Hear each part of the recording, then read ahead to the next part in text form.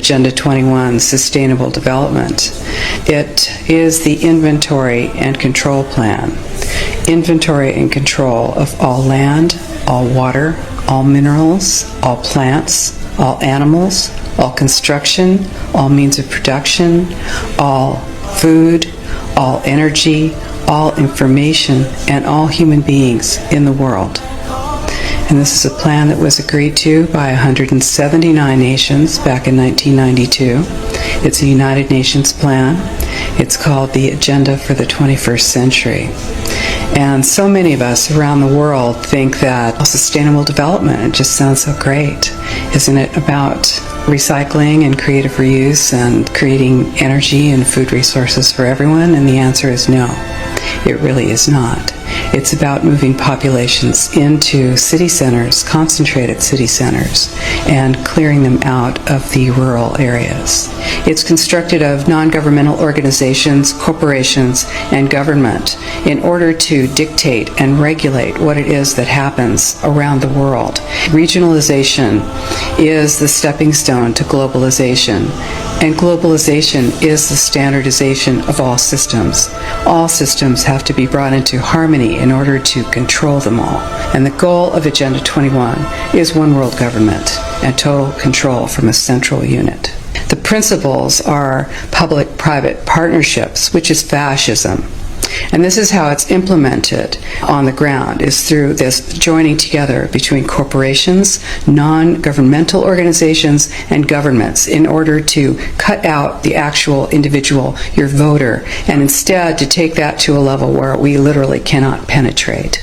This is a corporatocracy. It's a totalitarian state being developed right now all over the world while we are moving towards the end game. We are not there. And this is the opportunity that all of us have now to stand up, to speak out. We are free, and we need to continue to be free. And I do believe that we will win, but we become aware that there is a fight. The United Nations. ನಾವು freedom ಆಗಿ ಬದುಕ್ತಾ ಇದ್ದೀವಿ, free ಆಗಿ ಬದುಕ್ತಾ ಇದ್ದೀವಿ. ಸ್ವಚ್ಛಂದ ಅಕ್ಕಿಗಳ ರೀತಿ ಕೆಲವಷ್ಟು ರೂಲ್ಸ್ಗಳನ್ನ, ಕೆಲವಷ್ಟು ಸಿಸ್ಟಮ್ಸ್ಗಳನ್ನ ತಗೊಂಡ್ಬರ್ತಾ ಇದ್ದಾರೆ. ನಮ್ಮನ್ನ ಲಾಗಳ ಮೂಲಕ ಕಟ್ಟಾಕ್ತಾ ಇದ್ದಾರೆ. ಗಾಳಿ, ನೀರು, ಬೆಳಕು ಇದೆಲ್ಲರಿಗೂ ಸಿಕ್ಕಿದ್ದೆ, ಪ್ರಕೃತಿ ಕೊಟ್ಬಿಡಿದೆ. ಆದ್ರೆ ಅದಕ್ಕೆಲ್ಲಾನು ಪೇಮೆಂಟ್ ಅಂತ ಕೊಟ್ಕೊಂಡು ನಾವು ಬದುಕ್ತಾ ಇದ್ದೀವಿ. ರೂರಲ್ ಏರಿಯಾಗಳಿಂದ ಕಂಪ್ಲೀಟ್ ಆಗಿ ಸಿಟಿಗಳ ಕಡೆ ಮುಖ ಮಾಡಿದ್ದೀವಿ.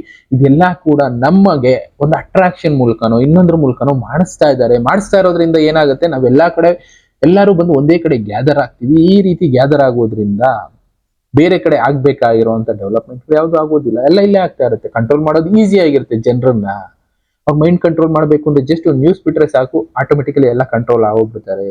ಈಸಿ ಕಂಟ್ರೋಲ್ನೆಸ್, ಅದನ್ನೇ ಹೇಳಿದ್ದು ಡಿಜಿಟಲಿ ಕಂಟ್ರೋಲಿಂಗ್ ಸಿಸ್ಟಮ್ ಅನ್ನೋದನ್ನ ತಗೋತಾ ಇದ್ದಾರೆ. ಇಲ್ಲೇನಾಗ್ತಾ ಇದೆ, ದೊಡ್ಡ ದೊಡ್ಡ ಆರ್ಗನೈಸೇಷನ್ಗಳು ಕೆಲವಷ್ಟು ಗೌರ್ಮೆಂಟ್ಗಳ ಜೊತೆ ಸೇರಿ ಮನುಷ್ಯರನ್ನ ಕಂಟ್ರೋಲ್ ಮಾಡುವಂತ ಸ್ಕೀಮ್ಸ್ ಗಳನ್ನ ತರ್ತಾ ಇದ್ದಾರೆ. ಆ ಸ್ಕೀಮ್ಸ್ ಗಳಿಂದ ನಮ್ಮ ಫ್ರೀಡಮ್ ಅನ್ನೋದು ಟೋಟಲಿ ಕೊಲ್ಯಾಪ್ಸ್ ಆಗುತ್ತೆ ಫ್ಯೂಚರ್ ಅಲ್ಲಿ. ಅಜೆಂಡಾ 2030 ಅಂತ ಹೇಳ್ತಾ ಇದ್ದಾರೆ. ಲೀಗಲ್ ಆಗಿ ಲಾಗಳ ಮೂಲಕ ಎಷ್ಟೋ ರೂಲ್ಸ್ ಗಳನ್ನ ತಂದು ಜನರನ್ನ ಕಟ್ಟಾಕ್ತಾ ಇದ್ದಾರೆ. ನಾವಿವತ್ತು ಕೇಳೋದಿಲ್ಲ, ಅಯ್ಯೋ ನಮ್ಗಲ್ಲ ಬಿಡು, ನಮ್ಗೇನು ಆಗೋದಿಲ್ಲ ಬಿಡು, ನಮಗ್ ಸಂಬಂಧಪಟ್ಟಿದ್ದೆಲ್ಲ ಬಿಡು ಅಂತ ಸುಮ್ಮನಾಗಿ ಹೋಗ್ತೀವಿ. ಆ ಲೀಗಲ್ ಲಾಗಳು ಇನ್ನೊಂದ್ 2 ವರ್ಷ 3 ವರ್ಷ ಆದ್ಮೇಲೆ ಇನ್ನ ಸ್ಟ್ರಿಕ್ಟ್ ಆಗಿ ಕೊನೆಗೆ ನಮ್ಮನ್ನೇ ಕಟ್ಟಾಕುವಂತ ಮಟ್ಟಕ್ಕೆ ಹೊರಟೋಗುತ್ತೆ. ಅವತ್ತು ಎದುರಿಸೋದಕ್ಕಾಗೋದಿಲ್ಲ, ಆ ಮಟ್ಟಕ್ಕೆ ಕುತ್ಕೊಳ್ತೀವಿ ಅಂತಾನೆ ಇಲ್ಲಿ ತಿಳಿಸ್ತಾ ಇರೋದು. ಇದು ಈಗ ಬೇರೆ ಬೇರೆ ದೇಶಗಳಲ್ಲಿ ಆಲ್ರೆಡಿ ತುಂಬಾ ಪೀಕ್ ಹೋಗ್ತಾ ಇದೆ. ಅದಕ್ಕೋಸ್ಕರ ದೇಶಗಳಲ್ಲಿ ಜನ ಗೌರ್ಮೆಂಟ್ಗಳ ವಿರುದ್ಧ ದಂಗೆ ಹೇಳ್ತಾ ಇದ್ದಾರೆ, ಹೊಡೆದಾಡ್ತಾ ಇದ್ದಾರೆ. ಕಾರಣ ಈ ರೀತಿ ಜನರನ್ನ ಡಿಜಿಟಲಿ ಲಾಕ್ ಮಾಡ್ತಾ ಇದೆ. ಗೌರ್ಮೆಂಟ್ಗಳಾಗ್ಬೋದು, ಇಲ್ಲ ದೊಡ್ಡ ದೊಡ್ಡ ಆರ್ಗನೈಸೇಷನ್ಗಳಾಗ್ಬೋದು. ಕೆಲಸ ಬೇಕಾ ವ್ಯಾಕ್ಸಿನ್, ಇಲ್ಲ ಕೆಲಸ ಬೇಕಾ ಈ ರೂಲ್ಸ್ ನ ಫಾಲೋ ಮಾಡಲ್ವಾ ನೀನ್ ಆಚೆ ತೆಗ್ದಾಕ್ತೀವಿ ಅಂದ್ರೆ ನಮ್ಮನ್ನ ನಾಯಿಗಳ ರೀತಿ ಒಂದು ಚೈನ್ ಹಾಕಿ ಕಟ್ಟಾಕ್ತಾ ಇದ್ದಾರೆ.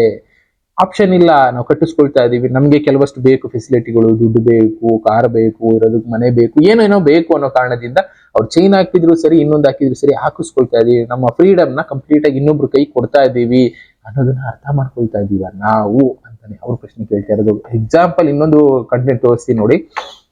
ಡಿಜಿಟಲ್ ಐಡಿ ಅನ್ನೋದು ಎಲ್ಲಾ ಕಡೆ ಬರ್ತಾ ಇದೆ, ದೇಶ ಪೂರ್ತಿ ಹರಡ್ಕೊಳ್ತಾ ಇದೆ. ಇದು ನಮ್ಮ ದೇಶ ಅಂತ ಅಲ್ಲ, ಪ್ರಪಂಚ ಪೂರ್ತಿ ಸುಮಾರು 140 ಕಂಟ್ರೀಸ್ ಏನೋ ಸೈನ್ ಮಾಡಿರುವಂತ ಒಂದು ಅಗ್ರಿಮೆಂಟ್ ಅಲ್ಲಿ ಈ ಡಿಜಿಟಲ್ ಐಡಿ ಕಂಪಲ್ಸರಿ ಮಾಡಬೇಕು.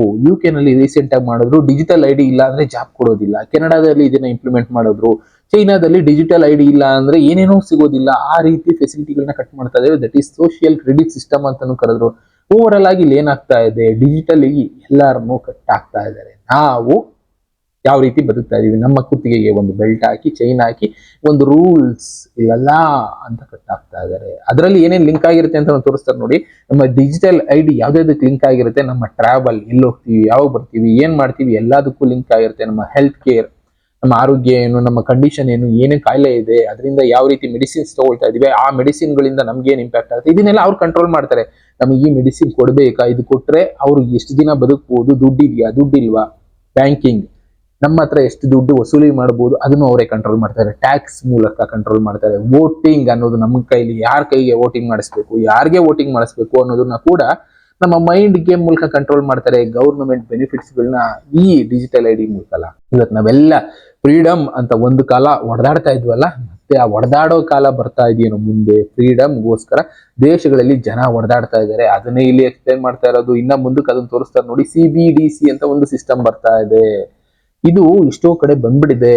ಇವಾಗ ಯಾವುದೋ ಒಂದು ಕಂಟ್ರಿ, ನಾನು ಎಕ್ಸಾಂಪಲ್ ಕೊಟ್ಟಿದ್ದೆ ಅನ್ಕೊಳ್ತೀನಿ, ವಿಯೆಟ್ನಾಂ ಇರಬೇಕು, ಸರಿ ಜ್ಞಾಪಕ ಇಲ್ಲ. ಆ ದೇಶದಲ್ಲಿ ಒಂದಾಯ್ತು, ಅವರು ಜಸ್ಟ್ ಡಿಜಿಟಲ್ ID ಕೊಡಲ್ಲ ಅನ್ನೋದಕ್ಕೆ ಸುಮಾರು 8 ಕೋಟಿ ಜನರ ಅಕೌಂಟ್ ನ ಹೋಲ್ಡ್ ಮಾಡಿದ್ರು. ಅಕೌಂಟ್ ಅಲ್ಲಿರುವಂತ ಬ್ಯಾಲೆನ್ಸ್ ಎಲ್ಲ ಝೀರೋ ಮಾಡ್ತೀವಿ ಅಂತ ಎದುರಿಸಿದ್ರು.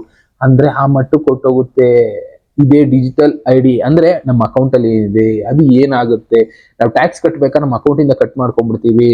ನಾವು ಡಿಜಿಟಲ್ ID ಮಾಡಿಸಿಲ್ಲ ಅಂದ್ರೆ ನಮಗೆ ಗೌರ್ಮೆಂಟ್ ಫೆಸಿಲಿಟಿ ಸಿಗಲ್ಲ. ಬಸ್ಗಳು ಹತ್ತೋಂಗಿರಲ್ಲ, ಟ್ರೈನ್ ಹತ್ತೋಂಗಿರಲ್ಲ, ಫ್ಲೈಟ್ ಹತ್ತೋಂಗಿರಲ್ಲ, ಯಾವುದೇ ಅಂದ್ರೆ ರೇಷನ್ ಸಿಗಲ್ಲ. ಈ ರೀತಿ ರಿಸ್ಟ್ರಿಕ್ಷನ್ಸ್ ಎಲ್ಲ ಮಾಡಿ ನಮ್ಮನ್ನ ಕಟ್ಟಾಗ್ತಾ ಇದಾವೆ. ರೂಲ್ಸ್ಗಳು ಅಂತಾನೆ ಹೇಳ್ತಾ ಇರೋದು. ಇದು ಅಂತ ಎಲ್ಲ ಎಷ್ಟೋ ದೇಶಗಳಲ್ಲಿ ಇದು ಆಲ್ರೆಡಿ ನಡೀತಾ ಇದೆ. ನಮ್ಮ ದೇಶದಲ್ಲಿ ಸ್ಟೇಜ್ ಬೈ ಸ್ಟೇಜ್ ನಮಗೆ ಗೊತ್ತಿಲ್ಲ, ಸೈಲೆಂಟ್ ಆಗಿ ಕೂತಿದ್ದೀವಿ. ಯಾಕೆ ನಮಗ್ ಗೊತ್ತಿಲ್ಲ ಬಿಡು, ನಮ್ಗೇನು ಆಗಲ್ಲ ಬಿಡು ಅನ್ಕೊಂಡಿರ್ತೀವಿ. ನಿಧಾನಕ್ಕೆ ಆಗ್ತಾ ಇದೆ. ಒಂದ್ 2 ವರ್ಷ 3 ವರ್ಷ ಲೇಟ್ ಆಗ್ಬೋದು. ಆ ದೇಶಗಳು ಕಂಪೇರ್ ಮಾಡಿದ್ರೆ ಚೈನಾದಲ್ಲಿ ನೋಡ್ತಾ ಇದೀವಿ, ಸೋಷಿಯಲ್ ಕ್ರೆಡಿಟ್ ಸಿಸ್ಟಮ್ ಬಂದು ಏನೇನಾಗಿದೆ, ನಮ್ಮ ದೇಶದಲ್ಲೂ ಬರುತ್ತೆ. ಆದ್ರೆ ಸ್ವಲ್ಪ ನಿಧಾನ ಆಗ್ಬೋದು ಅಷ್ಟೇ. ಅದರಿಂದ ಏನೇನ್ ಆಗುತ್ತೆ ಅನ್ನೋದನ್ನ ಯೋಚನೆ ಮಾಡ್ತಾ ಇಲ್ಲ. ಡಿಜಿಟಲ್ ಕೊಟ್ಬಿಟ್ಟಿದೀವಿ ಆಲ್ರೆಡಿ ಬಿಡಿ ನಮ್ಮ ದೇಶದಲ್ಲಿ. ಇನ್ನ ಪಾಲಿಸೀಸ್ ಮೂಲಕ ಪಬ್ಲಿಕ್ ಡಿಬೇಟ್ ಗಳೆಲ್ಲ ಕ್ಯಾನ್ಸಲ್ ಮಾಡಿದ್ರು, ಕೆಲವಷ್ಟು ರೂಲ್ಸ್ ಗಳನ್ನ ತಗೊಂಡ್ಬಂದ್ರು. ರೀಸೆಂಟ್ ಆಗಿ ಅದನ್ನು ನೋಡಿದೀವಿ. ಹೇಟ್ ಸ್ಪೀಚ್ ಪಾಲಿಸಿ, ಯಾರ ಬಗ್ಗೆನೂ ಆಪೋಸಿಟ್ ಮಾತಾಡೋಂಗಿಲ್ಲ, ಗೌರ್ಮೆಂಟ್ ಬಗ್ಗೆ ಮಾತಾಡೋಂಗಿಲ್ಲ. ಇನ್ನ ಇನ್ಸ್ಟಿಟ್ಯೂಷನ್ ಇದು ಬಂದು ಪುಷ್ ಮಾಡ್ತಾ ಇದೆ ಯಾವ್ದಕ್ಕೆ, ಕೆಲವಷ್ಟು ನಾನು ಅದೇ ಹೇಳಿದೆ, ನೀವೇ ನೋಡ್ಕೊಳ್ಳಿ, ಅದನ್ನ ತೋರಿಸ್ತಾ ಇದ್ದೀನಿ. ಡೆಮೋಕ್ರಸಿ ಅನ್ನೋದು ವೀಕ್ ಆಗ್ತಾ ಇದೆ.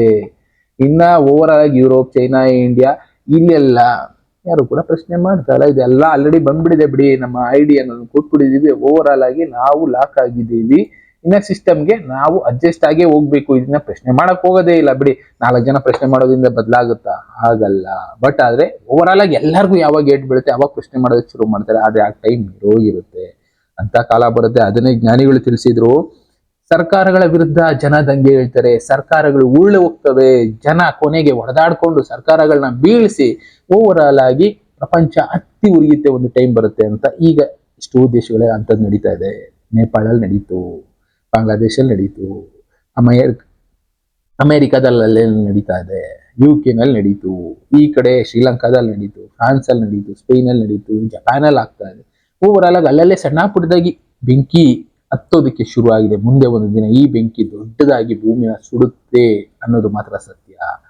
ನಮ್ಮನ್ನ ಕಂಟ್ರೋಲ್ ಮಾಡೋದಕ್ಕೆ ಹೋಗಿ ಇಷ್ಟೋ ಜನ ಇದರಲ್ಲಿ ಬಲಿಯಾಗಬೇಕಾಗತ್ತೆ. ಅದನ್ನೇ ಕಾಲಜ್ಞಾನಿಗಳು ಬರೆದಿದ್ದು. ಅಂತ ಕಾಲಜ್ಞಾನಕ್ಕೆ ಸಾಕ್ಷಿಯಾದ ದಿನಗಳು ಜಾಸ್ತಿ ದೂರ ಇಲ್ಲ. ಬಟ್ ಸ್ಟೇಜ್ ಬೈ ಸ್ಟೇಜ್ ನಮಗ್ ಗೊತ್ತಾಗ್ತಾ ಇಲ್ಲ ಅಷ್ಟೇ. ನಾವು ರೀಲ್ಸು, ಟ್ರೋಲ್ಸು, ಈ ಕಾಮಿಡಿ, ಫನ್ನು ಇದರಲ್ಲಿ ಮುಳುಗೋಗಿರೋದ್ರಿಂದ ನಮ್ಗೆ ಇದ್ರ ಬಗ್ಗೆ ಅಷ್ಟೊಂದು ಐಡಿಯಾ ಬರ್ತಲ್ಲ. ಆದ್ರೆ ನಿಧಾನಕ್ಕೆ ಸ್ಟೇಜ್ ಬೈ ಸ್ಟೇಜ್ ಇಲ್ಲಿ ಆಗ್ತಾ ಇದೆ. ತಿಳ್ಕೊಳ್ತಾ ಹೋಗಿ, ಅದರಿಂದ ಇಂಪ್ಯಾಕ್ಟ್ ಆಗುತ್ತೆ. ನಮ್ಗಾಗ್ಬೋದು, ನಮ್ಮ ಫ್ಯೂಚರ್ಗಾಗ್ಬೋದು. ಇಂಪ್ಯಾಕ್ಟ್ ನ ತಿಳ್ಕೊಳ್ಳಿ, 4 ಜನಕ್ಕೆ ತಿಳಿಸಿ. ಇದರಿಂದ ಬದಲಾಯಿಸಬಹುದು ವ್ಯವಸ್ಥೆಗಳನ್ನ. ಇಲ್ಲ ಅಂದ್ರೆ ಬಲೀಕ ಬಕರ ಅಂತಾರಲ್ಲ, ಆ ತರ ಆಗೋಗ್ತೀವಿ ಅಷ್ಟೇ. ಬೇರೆ ಬೇರೆ ವಿಷಯಗಳ ಜೊತೆ ನಾನು ಮತ್ತೆ ಸಿಗ್ತೀನಿ. Thank you, good bye.